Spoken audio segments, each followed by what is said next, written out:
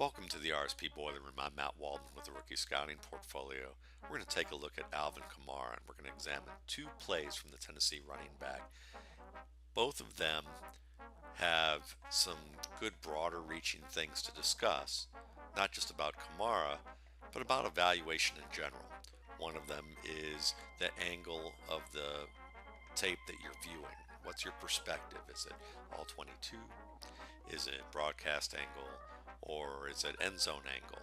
And how are those things different from one another, and how do they impact evaluation? We're also going to look at what a broken tackle is, or just explore what that possibly is and what it isn't, and how that may also add or detract from a player and other skills that he may have, and how we characterize or assign what that player is based on how we define a broken tackle, if that makes sense. So we're going to get started, and I think it will become a little bit clearer as we go through it. We're going to look at this first play, and this is a touchdown for Kamara. It's actually a counter play. We're going to watch it all the way through one time.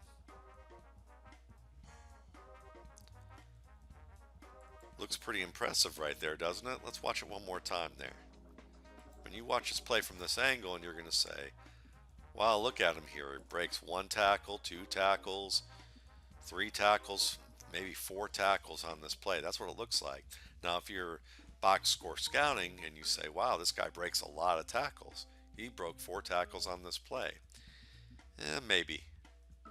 Let's take a look at it one more time from this angle and look at the X and O's of this play. This being a counter play, usually is a counter play. There's a philosophy if you want to get to the crease as fast as you can, but at the same time you want to be behind your pulling blocks. You have this kick out here by the pulling guard. You have the wing back who's working across and should be taking on the linebacker. Kamara doesn't wait for this block by the wing back at all. Now, is that necessarily a bad thing? On this play, it works out just fine. Actually, it might have been better that he jump this and hit it hard, because he beats the angle of the linebacker. Then he's able to work back inside, and from what I see here, I don't think he's touched by this other linebacker. I think he bounces off his left guard, who gets in there to make the block. So I don't really see any broken tackles there from this angle, I don't think. Maybe he ran through the reach of the first linebacker shooting through the hash, but it wasn't much of a reach.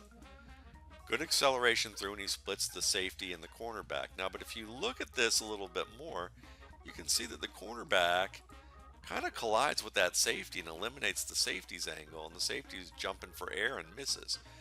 So really, how many broken tackles were there on this play? I don't think there were four. In fact, I would say maybe one. Maybe if you count one of these, maybe two. Not that one. Maybe two broken tackles. I wish we could see a different angle, though. And we get that opportunity on this particular tape. But before we go there, let's talk a little bit about this perspective. This is kind of more of a broadcast angle with a little bit higher up, so it gives you almost an all 22 angle. This is nice, but you can see that when we're looking from this perspective, we don't really see what's going on in the pile here, because the linebacker disappears from our view. We don't know what he's doing here. He could be holding on to the running back's waist. He could be pulling down the sock.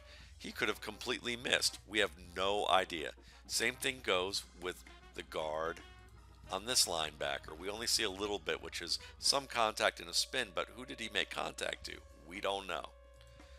Same thing kind of here. You get a little bit of a view. It looks like the cornerback hits the safety, but it's hard to tell. So the all 22 view, or broadcast view from the side, doesn't always give you the nitty-gritty of what's going on in a play. And that's important to understand, that each view can have a limited feel. So we're going to look at the next perspective here, which is this end zone angle. Now it's going to become a little bit clearer. You can see that this linebacker shoots downhill and maybe gets his hand on there, but it's like a It's like a guardrail shooting out at the last minute of a dump truck running through a toll booth at about, I don't know, 35 miles an hour. There's not much there. So, did he break that tackle? If you're going to count that as he could have been tripped up, then yes. So we'll count that as a tackle. This one, I think he runs more into the blocker than he does into the other linebacker here. The other linebacker maybe gets a reach here, and he spins off of that. But does he spin off of it as much because he's that strong and spun through it, or is that more of agility and the fact that he didn't have any force to the wrap from the linebacker came from the block by this guard? That's what I think it is. So is this really an example of power in a broken tackle? I think not. I think it's more agility with a spin off. Then there's some balance here because he does bounce off of his other blocker here, his other lineman, and stays upright. So what I'm looking at more than anything is balance. Agility and balance to spin off, bounce off a defender, and pinball off. And then I don't even think he's touched. If he is, it's like he's slapped on the side. If you call someone giving you giving you contact about this with the grip and the strength of a high five, slapping your outside hip as a tackle attempt, then go for it. But that's not my standard for a tackle attempt, so that's not a tackle. And neither is this one because the defender actually misses. So we're looking at two soft tackle attempts at best. So when I look at this, if you look at this run and say, Alvin Kamara is powerful, he's a powerful back for his size, I'm going to say no. He's got good balance, he's got good quickness, and he has nice agility.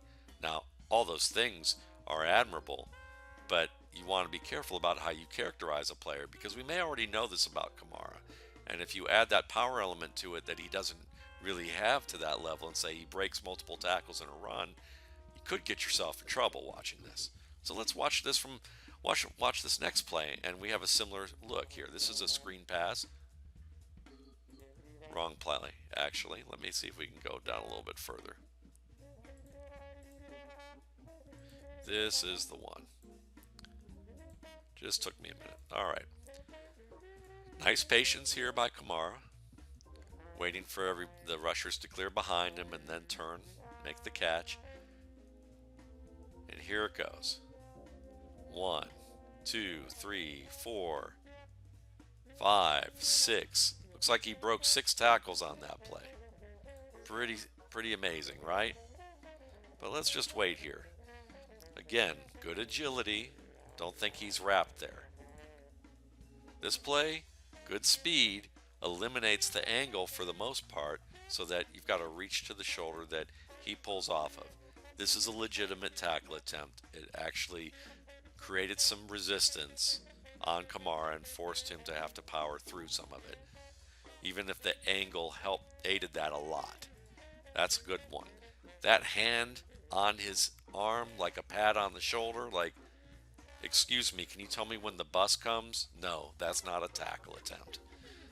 The one over here by this cornerback wrapping him, also not really a tackle attempt. Kamara's quickness is there, change of direction is there, but he's not even clipped on the foot with this play. Now this defender coming up, this defensive back at the 8, he grabs and turns Kamara away. That turns that alters his path, and he's able to shake it. Again, the quickness, the ability not to present a easy angle to tackle, kudos to Kamara. But that's not great power. He shook the man a little bit, but let's not confuse that with the Marshawn Lynch get out of my way, play during his Beastquake run. Nothing close. It's really avoiding an angle. Number 77, hitting him here on the side and sliding through. Wasn't a great hit, I don't think. We're going to have to look at that from a different angle maybe. And then by this time, 14 may get around the the leg of Kamara, but Kamara's already in the end zone, so you can really count that. So I see about maybe 2, 3 tackle attempts broken here, which still is nice, but none of them again were hard tackles. Let's look at it again from this end zone angle. Maybe we're going to see a little bit more here that makes it a little clearer. He just makes this cornerback miss. That's it, which is great, but not power. That's scat back power. Still nice, good balance, and that's what you like, is the balance. And the change of direction to be as quick as he is to make 13, then avoid. Now this is a wrap, and he slides off it. You could call this slippery power again because he's not presenting a firm angle. So let's say 2 tackles broken, 3 tackles broken, all slippery power type of tackles. Now, what about Big 77?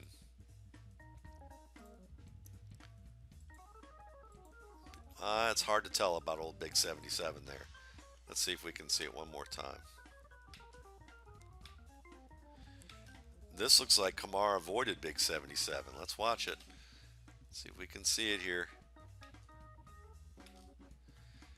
I think Big 77 gets a little piece of him, but Kamara is able to bend out there. So let's say 3 broken tackles on this play. Good stuff, but none of them are, I would say, you would look at these and say full-on wraps. That wasn't a full-on wrap. That was close to a full-on wrap. This one, it looked like he didn't even get his hands on Kamara. It was a bump. And even if he bumped him and he fell down, he would have fallen into the end zone. So do you really count that? If I look at this, Alvin Kamara did some really good work here. I mean, he's an impressive back out in space. He's an impressive back that he has burst, change of direction, balance, second effort. All very good. But a power back, don't be mistaken. Even at 210, 215 pounds, if that's what he is, I need to see more proof. Doesn't mean that he isn't a power back. It just means that based on these 2 plays, if someone shows you these examples and says he's powerful, or if they show this plays as, hey, this is great by Alvin Kamara, they're absolutely right. Because I know, Joe Marino over at ND Scouting showed these plays. I think showed one of these plays recently. I don't think he talked about Kamara's power. He just showed that this was really impressive, and he was impressed by it, and I would agree with him completely. But if you looked at this and took this as he's a powerful back, you might need to reconsider that. And these are just some things to consider when you're evaluating players, because I know people ask me questions on it, on occasion about, can you look at this play and tell me if you think it's X or you think it's Y? And hopefully this can give you a few examples to kind of understand the difference there. And then maybe also see the value of different angles being helpful for different things. Because as you can see, the end zone angle was really helpful with these run plays. You see more of the creases. You have a better understanding of, really what's going on downhill, and you have a better kind of view of everything, But if you're looking at it from all 22, you may not have been able to see some of this. Same reason that on broadcast, you can actually see a little bit better with releases and, for wide receivers and hand play by defenders in close than you can often on all 22, depending on the angle of that all 22 or how much you can zoom or not zoom. So, interesting stuff for those of you who are geeked out about this like me. And I appreciate you guys watching. And for more RSP Boiler Room videos, you can check out my YouTube channel, the RSP Film Room, or my blog at www.mountwaldmanrsp.com. I'm going to go watch more Kamara.